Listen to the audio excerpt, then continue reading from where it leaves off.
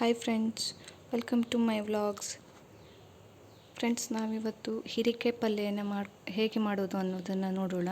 ಹಾಗೆ ಇದಕ್ಕೆ ಬೇಕಾಗಿರುವಂತಹ ಪದಾರ್ಥಗಳು: ಕಟ್ ಮಾಡ್ಕೊಂಡಿರುವಂತಹ ಹೀರೆಕಾಯಿ, ಹಾಗೆ ಕಟ್ ಮಾಡ್ಕೊಂಡಿರುವಂತಹ ಈರುಳ್ಳಿ, ಒಂದಿಷ್ಟು ಕೊಬ್ಬರಿ, ತುರಿದಿಟ್ಕೊಂಡಿರುವಂತಹ ಕೊಬ್ಬರಿ, ಹಾಗೆ ಸ್ವಲ್ಪ ಅರಿಶಿಣ, ಆಮೇಲೆ ಒಂದು ಬ್ಯಾಡಗಿ ಮೆಣಸಿನ್ಕಾಯಿ, ಸ್ವಲ್ಪ ರುಚಿಗೆ ತಕ್ಕಷ್ಟು ಉಪ್ಪು, ಒಗ್ಗರಣೆ ಸೊಪ್ಪು, ಹಾಗೆ ಸ್ವಲ್ಪ ಜಜ್ಜಿಕೊಂಡಿರುವಂತಹ 2-3 ಬೆಳ್ಳುಳ್ಳಿ ಎಸಳುಗಳು.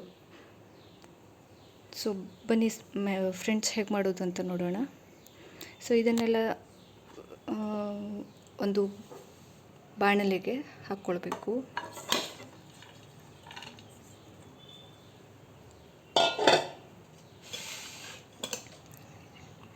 ಎಲ್ಲವನ್ನು ಒಂದು ಪ್ಯಾನಿಗೆ ಹಾಕ್ಕೊಂಡು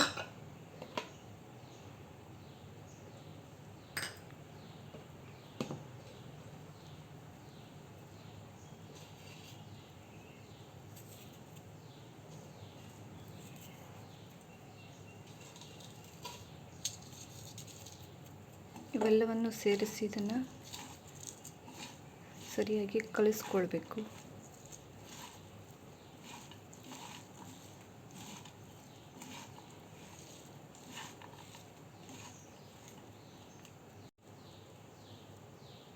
ಹಾಗೆಯೇ ಸ್ವಲ್ಪ ಅರಿಶಿಣ.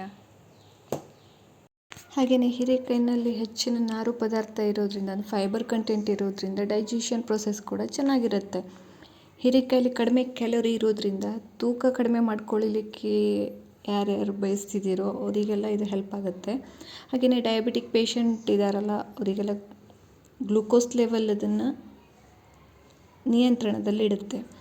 ನಮ್ಮ ಬಾಡಿ ಹೀಟ್ನೆಸ್ಸನ್ನು ಕಡಿಮೆ ಮಾಡಿ ತಂಪಾಗಿಡುತ್ತೆ. ಹಾಗಾಗಿ ಬೇಸಿಗೆ ಟೈಮ್ನಲ್ಲಿ ಇದನ್ನು ಯೂಸ್ ಮಾಡೋದ್ರಿಂದ ಬಹಳ ಒಳ್ಳೆಯದು. ಆಮೇಲೆ ಗುಡ್ ಕೊಲೆಸ್ಟ್ರಾಲ್ನ ಹೆಚ್ಚು ಮಾಡುತ್ತೆ. ಹಾಗೆ ಹಾರ್ಟ್ ಹೆಲ್ತನ್ನು ಕೂಡ ಅದನ್ನು ಚೆನ್ನಾಗಿಡುತ್ತೆ. ವಿಟಮಿನ್ ಸಿ ಕಂಟೆಂಟ್ ಇದರಲ್ಲಿ ಇರೋದ್ರಿಂದ ರೋಗ ನಿರೋಧಕ ಶಕ್ತಿ ಕೂಡ ಹೆಚ್ಚಾಗುತ್ತೆ. ನಮ್ಮ ಚರ್ಮಕ್ಕೆ ಗ್ಲೋ ಬರುತ್ತೆ ಮತ್ತು ಹೇರ್ ಹೆಲ್ತ್ ಕೂಡ ಚೆನ್ನಾಗಿರುತ್ತೆ. ಹಾಗೆಯೇ ಕಡಿಮೆ ಎಣ್ಣೆ ಯೂಸ್ ಮಾಡಿದಿರುವಂತಹ ಏನು ಪಲ್ಯ ಏನಿರುತ್ತಲ್ಲ, ಬಹಳ ನ್ಯೂಟ್ರಿಯೆಂಟ್ಸ್ ಇರುತ್ತೆ ಮತ್ತು ಪೌಷ್ಟಿಕವಾಗಿರುತ್ತೆ. ಹಾಗೆಯೇ ಟೇಸ್ಟ್ ಕೂಡ ಚೆನ್ನಾಗಿರುತ್ತೆ. ಈ ಥರ ಏನಿದೆ ಪದ್ಧತಿಯಿಂದ ನೀವು ಮಾಡಿಕೊಂಡ್ರಂತೂ ಸ್ವಲ್ಪ ಡಿಫ್ರೆಂಟ್ ಟೇಸ್ಟ್ ಬರುತ್ತೆ. ಹಾಗೆಯೇ ಈ ಮೆಥಡ್ ಅಂತೂ ಬಹಳ ಈಸಿಯಾಗಿದೆ. ಜಸ್ಟ್ ಒಂದು 10 ಮಿನಿಟ್ಸಲ್ಲಿ ಎಲ್ಲ ಇಡೀ ರೆಸಿಪಿನೇ ರೆಡಿ ಆಗಿಬಿಡುತ್ತೆ.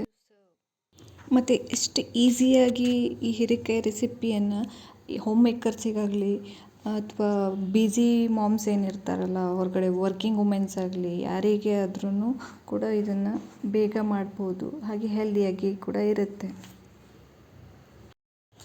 Thank you for watching.